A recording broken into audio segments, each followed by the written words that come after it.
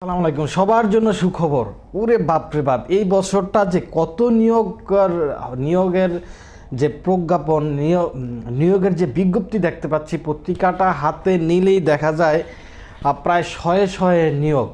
আপনি যে সামনে যে কত নিয়োগ আসবে, কত নিয়োগ হবে, এটা কল্পনার বাইরে।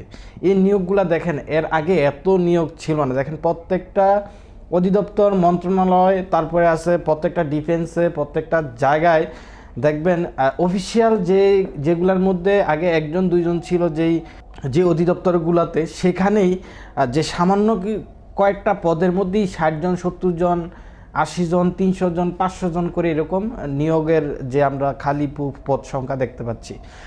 এত নিয়োগ যে হচ্ছে, যারা বেকার আছেন, যারা এখনও হাউতাশ অবস্থায় আছেন, যারা এখনও খুব মানসিক টেনশনে আছেন, খুব গম্ভীর্যভাবে আছেন, যারা এখনও চাকরির সোনার হরিণের পিছনে এখনও দৌড়াচ্ছেন, তাদের হচ্ছে এই বছরটা, অর্থাৎ 2025 সাল যে সামনে আমরা আছে, এই সালটা যে কত যে নিয়োগ হবে, কত যে ফেয়ারে অন্তর্বর্তীকালীন সরকার যদিও যতটা ঘুষের মাধ্যমে যতটা না হয়, তার চেয়ে অনেক গুণ বেশি বেশি কিন্তু ফেয়ারে নিয়োগ হবে শেষ। অর্থাৎ যুগ যুগ পার করে আপনাদের যে বয়সটা এখন আছে, এই বয়সের যত নিয়োগ প্রক্রিয়া দেখছেন, তার চাইতে 2025 সাল হবে উচ্চ নিয়োগ প্রক্রিয়া, সর্বোচ্চ। অর্থাৎ এত নিয়োগ কোনো বছরে হবে না।